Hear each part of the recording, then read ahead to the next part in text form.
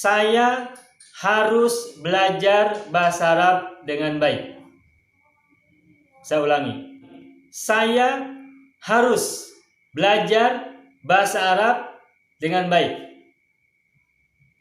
Saya harus belajar bahasa Arab dengan baik.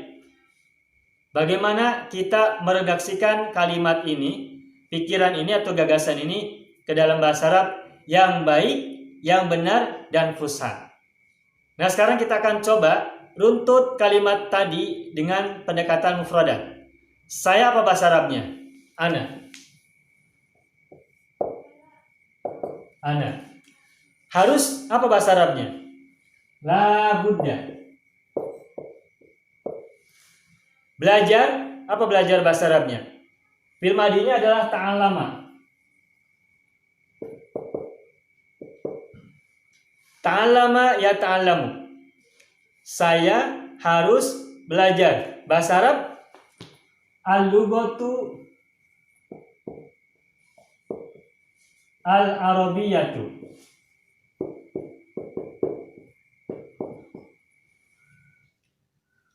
Ana saya labudda harus, ta'allama ya ta'allamu belajar, al-lughatul arabiyatu bahasa Arab, terus dengan baik. Dengan apa bahasa Arabnya? Kalau kita letter lock, maka dengan itu bahasa Arabnya adalah bi. Dengan bi. Terus baik apa bahasa Arabnya? Jaidun.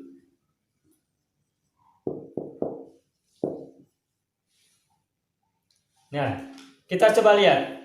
Kalau kita hanya mengandalkan kemampuan mufradat, saya harus belajar bahasa Arab dengan baik, maka kita akan susun mufradatnya adalah saya ana harus labudda belajar ta'allama ya ta'allamu bahasa Arab al-lughatul arabiyatu dengan bi baik jaidun. Ini mufradatnya. Nah, terus kita akan merangkai kata-kata ini, mufradat-mufradat ini dalam kalimat yang benar. Maka kita butuh tasrif. Kita butuh sorof. Yani misalnya di sini ada kata kerja ta'allama. Ta'allama mudhari'nya adalah ya ta'allamu. Nah, kita sekarang menerjemahkan belajar itu apakah menggunakan fi'il madi ataukah menggunakan fi'il mudhari'? Kalau menggunakan fi'il madi, maka ta'allama ini domir huwa. Ketika menggunakan domirnya ana, berarti gimana bahasa Arabnya? Ta'allamtu. Terus kalau kita misalkan mengubah ke fi'il mudhari', berarti ta'allama menjadi ya ta'allamu.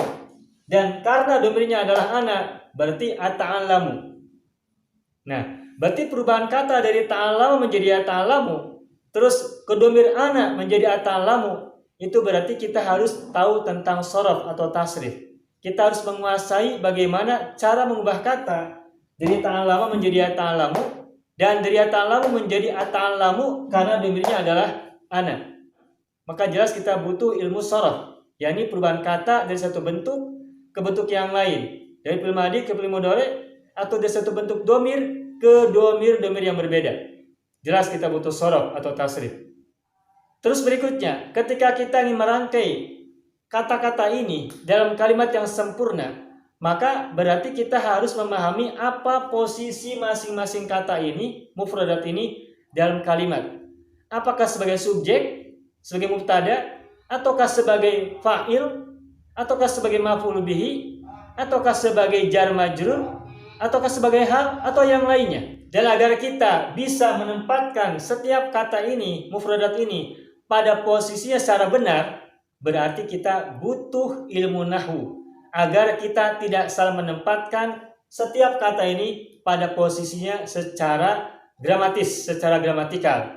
Mana yang berposisi sebagai subjek, mana yang berposisi sebagai maf'ul bihi, mana sebagai jar majrur, mana sebagai hal, dan sebagainya. Terus harokatnya pun harus tepat. Apakah nanti harokatnya itu dhammah, fathah, atau kasroh, atau yang lainnya.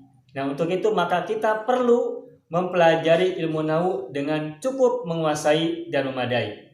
Nah, sekarang kita coba mengandalkan dengan 3 ilmu saja, yakni mufradat, sorof, dan nahwu. Tadi gagasannya adalah saya harus belajar bahasa Arab dengan baik. Ini kita coba bandingkan bagaimana merangkai gagasan tadi. Saya harus belajar bahasa Arab dengan baik, tapi kita asumsinya belum mengerti ilmu uslub. Kita asumsinya belum paham ilmu tarkib, tapi baru bisa mufradat, baru bisa sorob, baru bisa nahwu.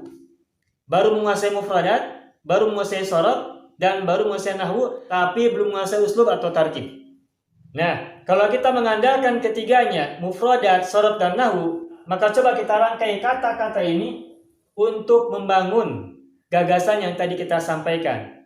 Saya harus belajar bahasa Arab dengan baik. Saya apa bahasa Arabnya? Ana. Coba kita rangkai menjadi kalimat menurut ilmu nahwu, sorob, dan mufradat. Bahasa Arabnya adalah, nah, saya tutup ya. Ana. Ana kan saya. Terus harus apa bahasa Arabnya? La budda. Coba kita rangkai. Ana la budda. Ana la budda. Saya harus. Terus belajar apa bahasa Arabnya? Ta'allama ya ta'allamu. Karena di sini adalah ana, maka ya ta'allamu berubah menjadi ata'allamu. Ana la budda ata'allamu. Menggunakan fi'il mudhari'. Ana la budda ata'allamu. Terus bahasa Arab alugo. Nah, kira-kira alugoto atau alugota? Alugota. Alugota. Kenapa alugota? Karena alugota ini kedudukannya adalah sebagai maf'ul bihi dari kata ata'allamu. Berarti ana la budda ata'allamu alugota. Terus al-arabiyahnya gimana? Al-arabiyata. Sama-sama fathah ya, arabiyata, karena ini naat man'ut, naat ini man'ut. Al-arabiyata naatnya, al-lugota adalah man'utnya. Saya harus belajar bahasa Arab dengan baik, dengan bi.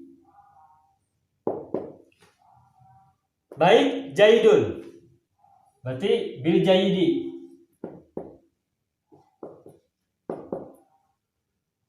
Nah, silakan lihat. Ini adalah susunan kalimat dari gagasan tadi, dari pikiran tadi. Saya harus belajar bahasa Arab dengan baik. Mufradatnya ada di sini. Ana, la budda, ta'allama ya ta'allamu, al-lughatul arabiyatu, bi dan jaidun. Nah, mufradat ini kita rangkai dalam kalimat untuk menyampaikan gagasan tadi atau menyampaikan pikiran tadi. Saya harus belajar bahasa Arab dengan baik. Nah, ini hasilnya. Ana la budda ata'allamu. Secara nahwu ini udah benar. Ana berarti sebagai mubtada, la budda ata'allamu ini berarti sebagai khobarnya ya. Saya harus belajar al-lughata al-arabiyata, ini maf'ul bihi. Al-arabiyata ini naatnya. Al-arabiyata adalah naat, manutnya adalah al-lughata. Secara ilmu nahwu sudah benar. Al-lughata maf'ul bihi fathah, al-arabiyata fathah juga karena naat kepada karena naat untuk al-lughata. Secara nahwu sudah benar. Bil jaidi bi huruf jar, al-jaidi berarti majrur, harokatnya udah tepat, udah benar kasroh. Secara ilmu nahwu ini udah benar. Secara ilmu sorof juga udah benar. Ata'allamu domirnya ana, sudah sesuai dengan awal kalimat, yakni ana. Nah, pertanyaannya, apakah redaksi ini yang secara mufradat udah benar, yang secara sorof udah benar, dan secara nahwu sudah benar, apakah secara uslub ini lazim dipakai menurut orang Arab? Apakah secara uslub kalimat ini sudah benar menurut orang Arab? Menurut redaksi yang orang Arab biasa gunakan? Nah, jawabannya adalah belum. Kalimat ini dengan kosakata yang ada di dalamnya, dengan pendekatan sorof di dalamnya, dan dengan pendekatan nahwu di dalamnya, secara ilmu uslub ini tidak tepat. Dan redaksi ini tidak ada dalam kebiasaan pembicaraan orang Arab, baik secara lisan maupun secara tulisan. Nah, sehingga untuk itulah kita perlu ilmu uslub agar kita bisa mengungkapkan gagasan tadi, bisa menyampaikan pikiran tadi dalam bahasa Arab menurut redaksi dan gaya bahasa orang Arab. Pertanyaannya, bagaimana kita mengungkapkan gagasan tadi, saya harus belajar bahasa Arab dengan baik menurut redaksi atau gaya bahasa orang Arab